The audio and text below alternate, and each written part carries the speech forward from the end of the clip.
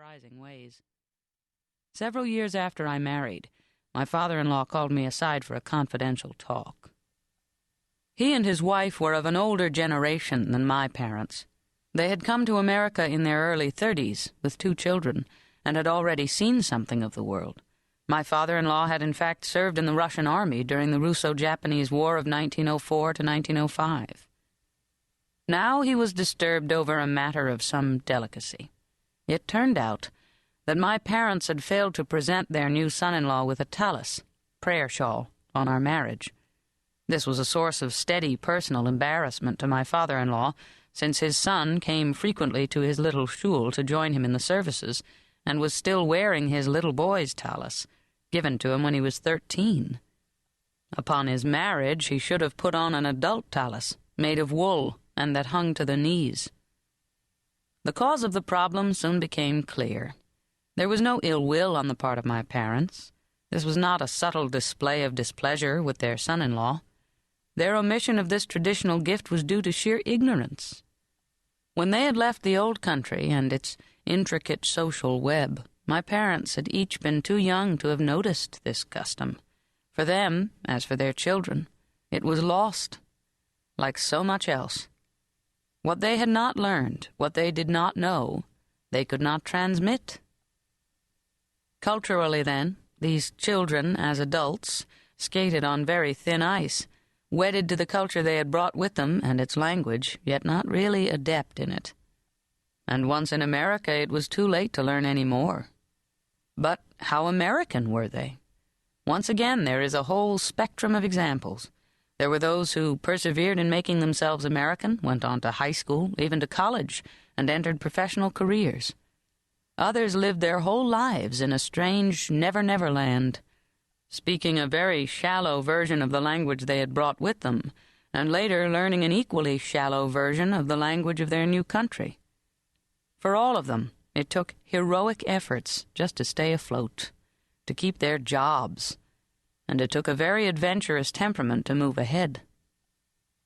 Sometimes, when he reflected on compatriots who had grown rich in this country, my old father-in-law used to say, with a satisfied twinkle in his eye, "I'm a rich man because I have no debts." It was a cautious frame of mind, and for those whom it suited it was a moral refuge. He did not have to measure his success against the rich and powerful. By the standards of the old world, of the shtetl, he was a success. He had employment, he had a home, he and his family did not live in want. There was another kind of refuge. In the many densely populated Yiddish-speaking neighborhoods of New York City, it was often unnecessary to worry too much about the American world. From the perspective of Brownsville or the Bronx, in fact, that world seemed very far away and often quite unintelligible. In these neighborhoods, one could spend a lifetime and never have to speak a word of English. At the stores, at work, even the doctors at the Board of Health clinics, if you picked the right one, everyone spoke Yiddish. Living in this dense Yiddish-speaking world, my mother was convinced that young doctors were taught Yiddish in medical school as one of the indispensable tools of their trade. In 1870, a decade before the great influx from Eastern Europe began, the 80,000 Jews in New York City were largely of German origin. They were joined after 1830 by some 200,000 German Jews who abandoned their homeland, and of whom more than a third had landed in New York. The landscape of Jewish life in America, however, was permanently changed by the sheer number of the new arrivals from the East. By 1915, there were 1,400,000 Jews in New York City, half of the Jews in the United States, publishing 4 Yiddish-language newspapers daily, as well as countless additional journals and magazines representing a broad array of social, cultural, and political convictions. There were cafes, restaurants, and cabarets geared to the old country taste. There was a thriving Yiddish theater. There seemed to be a Landsmannschaft organization for every town in Eastern Europe, and a very large number of vehement political groups. Socialists, Zionists, anti-Zionists, and many shades in between. For many immigrants, the Landsmannschaft organization was a kind of substitute family, where they heard again the accent of their home, and felt the warmth of shared memories with their fellow members. More practically, these self-help groups also looked out for the newcomers, paid sick and unemployment benefits, and bought group plots and cemeteries in the outer boroughs where their members could remain together through eternity. The uncertainty of these child immigrants colored and shaped their adult lives. Much of the intensity and hysteria that became the hallmark of Jewish family life was less extravagant warmth and love, as it has often been seen, than a true representation of the fear and double incompetence of these children. Double because they had not been able to master either of the cultures in which they lived.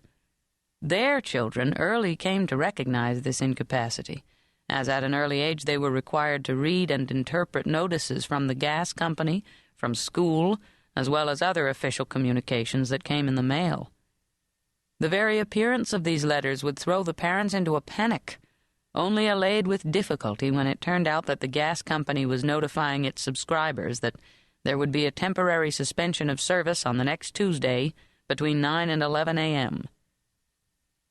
Very, very early, very quietly, the children of this generation developed an area of reserve that widened with time as their own world grew more complex. Then they turned to teachers, to their peers, to the leaders of clubs that they had joined, to almost anyone else, for advice. But not to their parents. They learned to bring home only the good news, to suppress anything that had any ambivalence, that would arouse an outburst of anxiety, an emotion that went nowhere and solved no problems. Their parents could offer passionate feelings and unlimited devotion, they learned. But what they needed was a cool consideration of the facts against a background of worldly experience. By and large, these children of children had to learn to negotiate their own way in the new world to which they had been born. They sought advice at home at their own peril. Studying that other world became a lifelong occupation, and one never knew when something seemingly trivial, but totally new, would illuminate an entire area of experience. I report all this at first hand. My own parents were just such immigrant children when they came to this country. My mother, from a tiny town in Galicia, arrived with her sister Hannah when she was 13, and Hannah was 14. Taking advantage of the opportunity to travel across the ocean with a woman who was their neighbor, they were the last of the 5 children in their family to leave for the New World. Their pious old father, a follower of the Chortkova Rebbe, remained behind rather than live in what he called a Treifa Medina, an unholy land. Later, when his children sent him money from their earnings, he implored them to desist, sure that it came from tainted labor, that is, money earned on the Sabbath. My father arrived at Ellis Island as a boy of 16 or 17, he was never certain of his age, and came from a small town near Bialystok. It was so small that he was ashamed to tell us, and at first would always say that he came from Bialystok itself. In time he spoke of Tikton, Tikotzen, still a town of some size, and finally, when he was in his 90s, he admitted that he had been born in Ruth Gay, a village a few miles west of Bialystok. It took a long time before we realized that these evasions were about something that was invisible to us. For him it was somehow shameful that he came from a village, a shtetl, and like much else he suppressed what he considered unsuitable in America. Discovering the world, our world, under these circumstances also took a long time. Without a map in hand, we were constantly plotting new points and trying to discover what kind of terrain we were standing on. One weekend, when I was in my 20s, I was invited to visit some friends in their summer house in New England. They had 3 children and lived very comfortably in an old farmhouse that they had made delightfully livable. It had, unobtrusively, all the mechanical conveniences of modern life, but all the charm of the 19th century. Here and there they had found furniture appropriate to the size and style of the house, some of it family pieces and some bought at country auctions, a horsehair sofa, a square rosewood piano, some straight chairs and some comfortable ones, disposed informally and invitingly around the living music room. I was a little nervous about this weekend because this was the first non-Jewish